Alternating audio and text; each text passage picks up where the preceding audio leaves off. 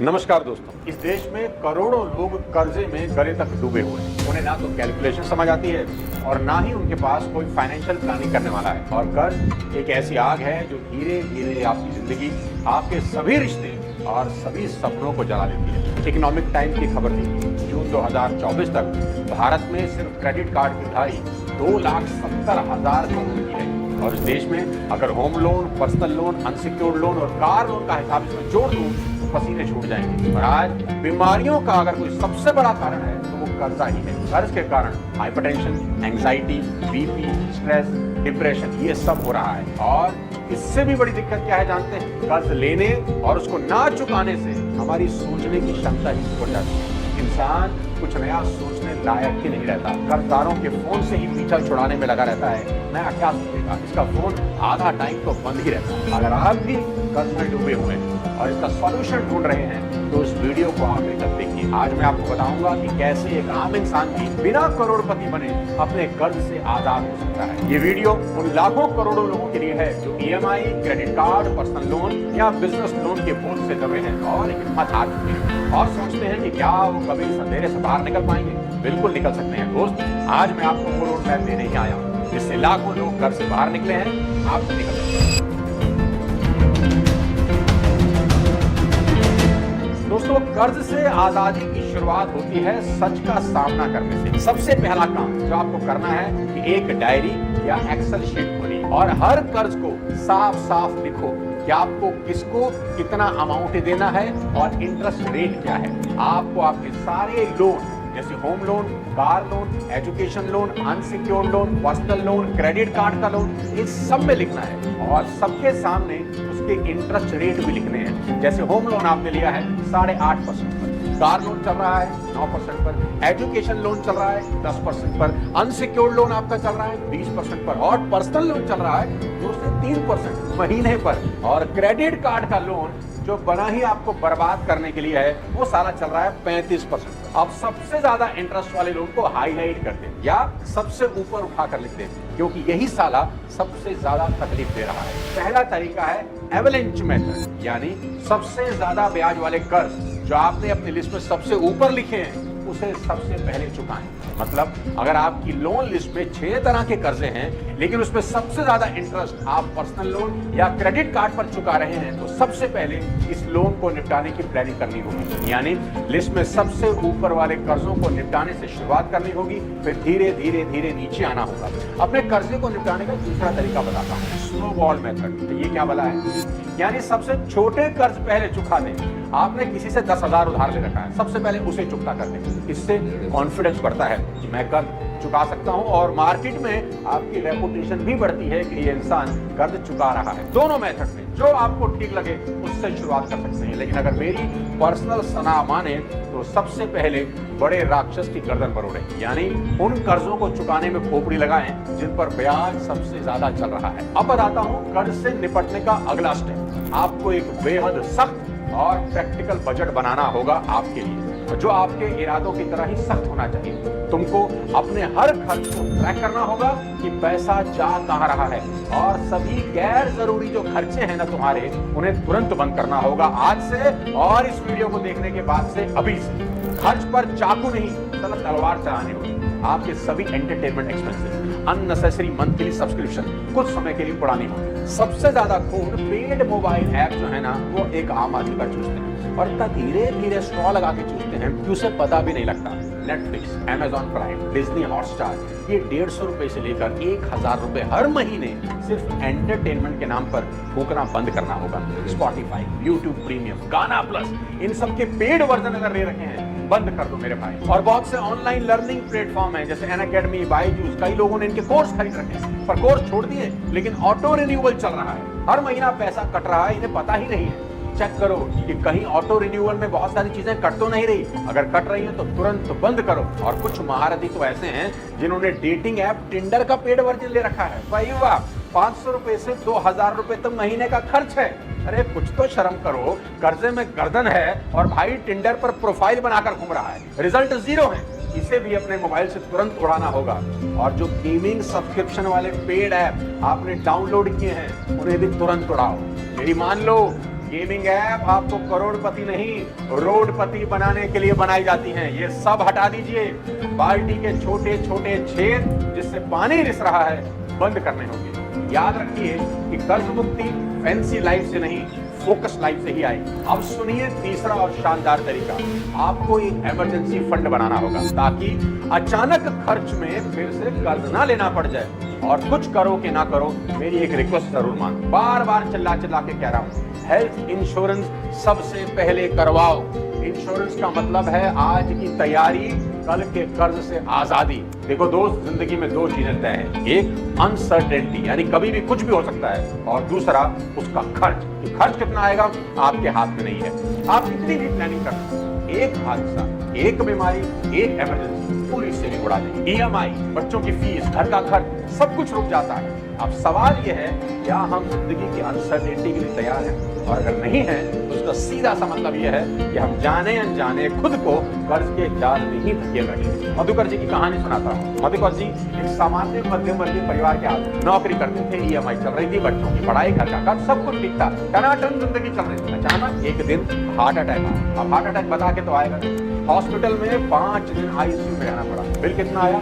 6.5 लाख तक। घर में इतने पैसे थे नहीं, ना हेल्थ इंश्योरेंस कराया था, ना इमरजेंसी फंड था। अब क्या करेंगे? पर्सनल लोन ले लो जी, क्रेडिट कार्ड स्वाइप करा दो जी, रिलेटिव से पैसे मांगो, और कोई रास्ता ही नहीं। आज 2 साल बाद भी 6.5 लाख के उसी कर्ज को चुका रहे हैं और EMI से दम घुट रहा है। अब सोचो, अगर उस दिन उनके पास 500-600 रुपए मंथली वाला हेल्थ इंश्योरेंस होता तो क्या आज वो कर्ज में डूबे होते? इंश्योरेंस पैसे की बर्बादी नहीं है, ये कर्ज से बचने की सबसे सस्ती और समझदार पॉलिसी है। अपना हेल्थ इंश्योरेंस जरूर करवाएं ताकि किसी अनहोनी में किसी के आगे हाथ ना फैलाने पड़े। और आज ये कराना बहुत आसान है मेरे दोस्त, आपको कहीं नहीं जाना। पॉलिसी बाजार पर जाइए, यहाँ 51 से भी ज्यादा इंश्योरेंस पार्टनर में से अपने लिए बेस्ट प्लान ले सकते हैं। 1 करोड़ का हेल्थ कवर सिर्फ 390 रुपए में मिल जाता है, और डेडिकेटेड रिलेशनशिप मैनेजर भी आपको मिलता है। अगर आप इंश्योरेंस अभी कराते हैं तो आपको हेल्थ इंश्योरेंस पर अभी 25% डिस्काउंट भी मिल जाएगा। और तो और हेल्थ इंश्योरेंस पर सेक्शन 80D में 75,000 तक की टैक्स सेविंग भी कर सकते हैं। अभी क्लिक करिए,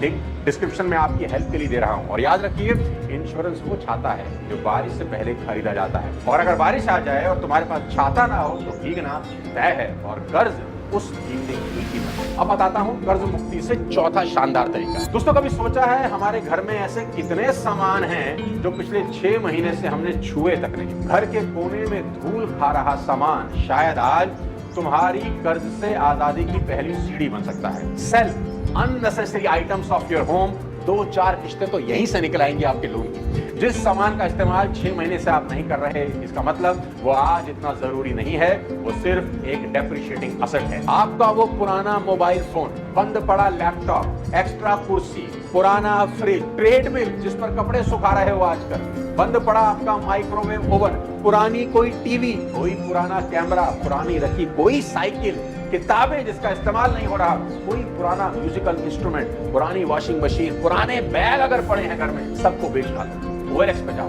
क्विकर पे जाओ, फेसबुक मार्केटप्लेस जैसे प्लेटफॉर्म पर डालो, और जो पैसे आए उन्हें अपने कर्ज को मारने में लगाओ। याद रखो, ये कबाड़ नहीं है, ये तुम्हारा कैश है जो बस एक एक्शन का इंतजार कर रहा है। घर में ढूंढो कहां-कहां चीजें पड़ी हैं जिसका इस्तेमाल नहीं हो रहा, इकट्ठी करो, बेचो, कुछ ना कुछ कर्जा आपका जरूर उतरेगा। एक आदमी ने बताया कि उसने घर की बेकार चीजों को बेचकर 27,000 रुपए कमाए और उसी से क्रेडिट कार्ड के अपने बिल चुका दिए। दोस्तों, कर्ज से आजादी फैंसी इनकम से नहीं, सिंपल एक्शन से आती है। हर बेकार सामान एक छुपा हुआ कैश ही है जो सिर्फ आपके एक एक्शन का इंतजार कर रहा है। तो आज और अभी ढूंढो घर में क्या है जो काम नहीं आ रहा, बेचो और कोई ना कोई EMI करो।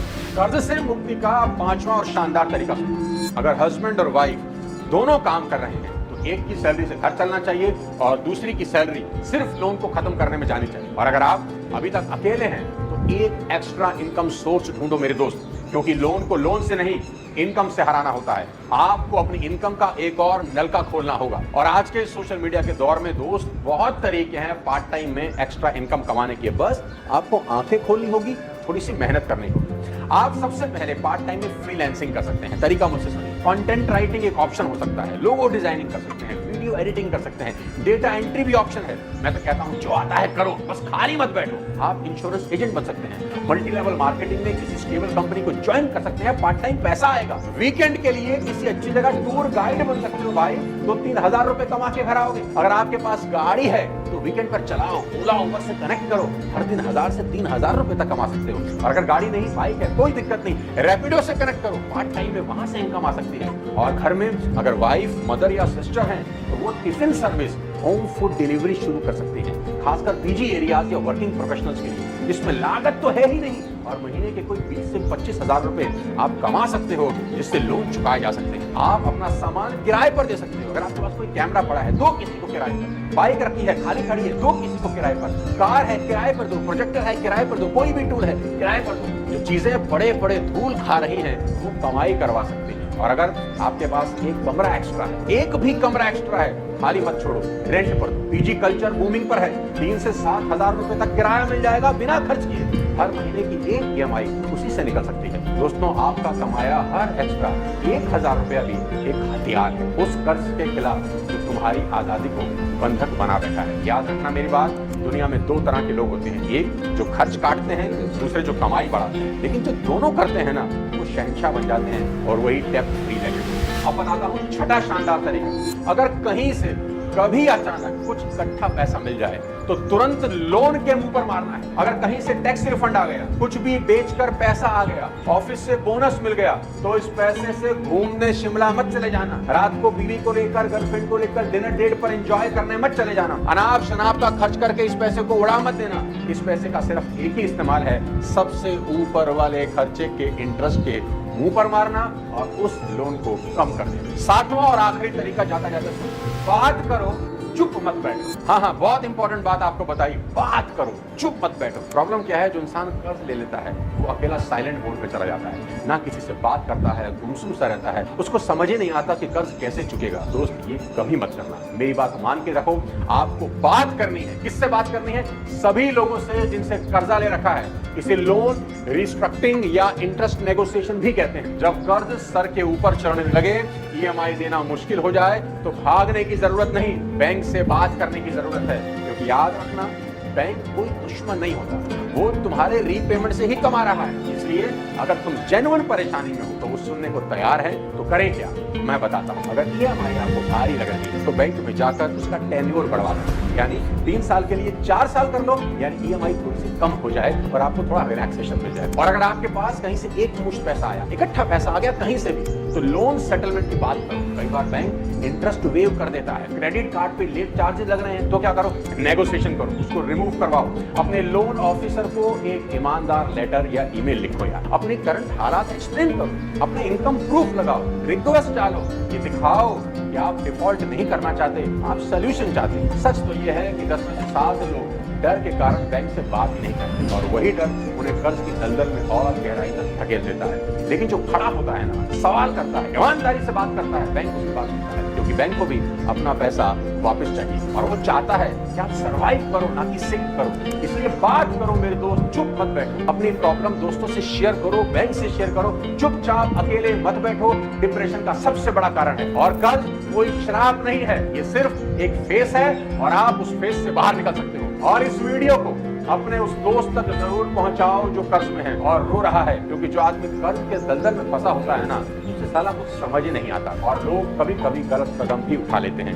ये एक वीडियो कई सुसाइड रोक सकता है। कर्ज को हराने के लिए सबसे पहले खुद पर विश्वास करना होगा। अगली बार जब वो EMI का फोन आए, कुछ तकादे के लिए फोन करे, तो डरना नहीं, मुस्कुराना है, क्योंकि तुम एक युद्ध में हो यार और आखिरी में जीत तुम्हारी होगी। अगले किसी और शानदार वीडियो के साथ जल्द आपसे मुलाकात करता हूं, तब तक अपने स्वास्थ्य का ध्यान रखें और ये याद रखें कि ये